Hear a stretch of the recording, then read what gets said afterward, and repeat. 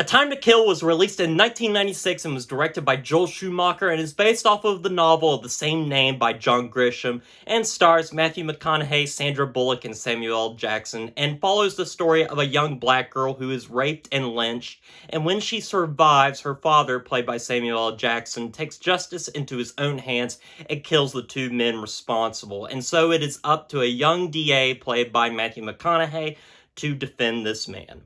Guys, I'm really excited to finally talk about this movie. This is yet another viewer-requested review from my good friend Spencer, who also recommended The Fantastic Mr. Fox to me.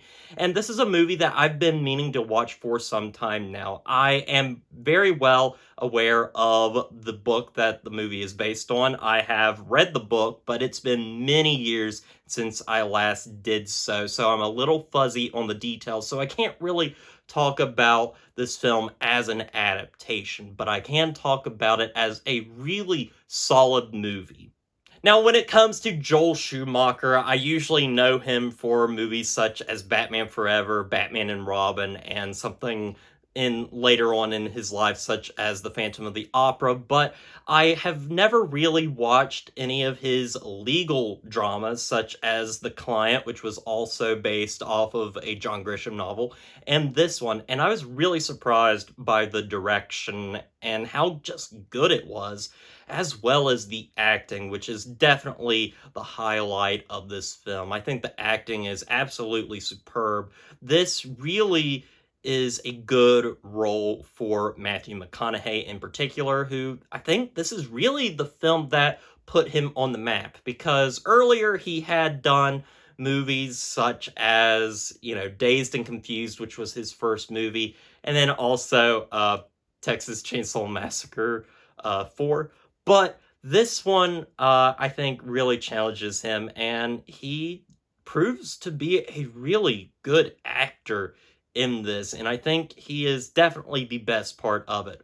But other actors in it are also fantastic, such as Samuel L. Jackson, who is just wonderful and has, probably the biggest moment in the entire film when he basically tells the jury and everything that, he hopes they go to hell, everything. And it's just a great moment and everything. And also, the cast in general with this film is so good. This is a really good cast, from Donald Sutherland to Kiefer Sutherland to Chris Cooper to so many others, and they all give really solid performances throughout this entire movie.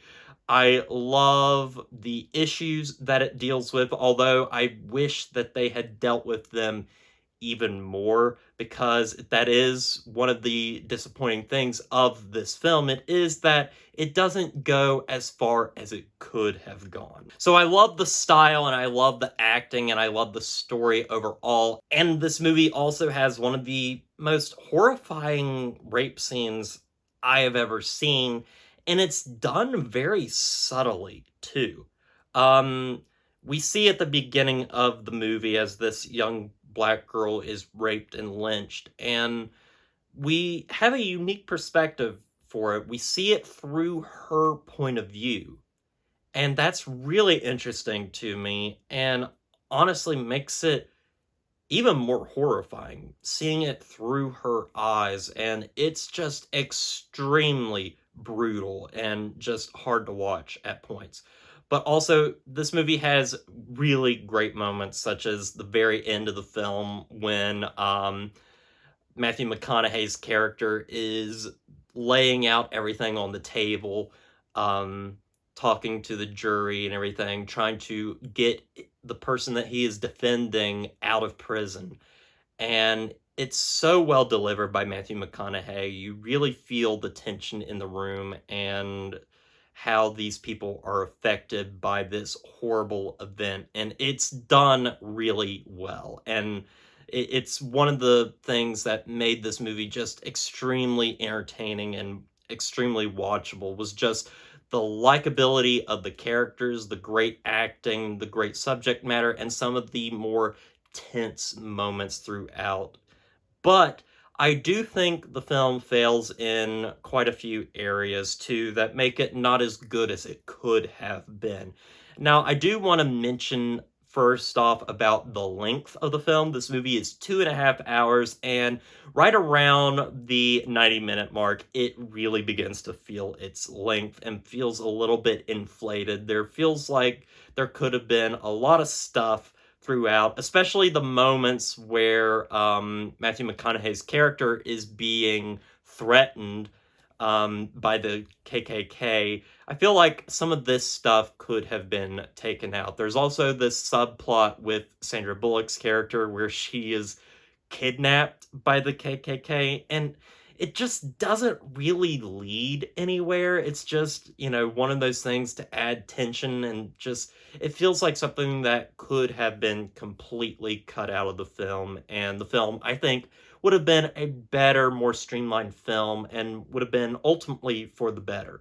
I also feel like the movie just doesn't handle its subject matter as well as it possibly could have. I mean, this is a film dealing with racism and a black man that is in a terrible situation. And it is definitely a coincidence that I'm reviewing this film right after reviewing To Kill a Mockingbird.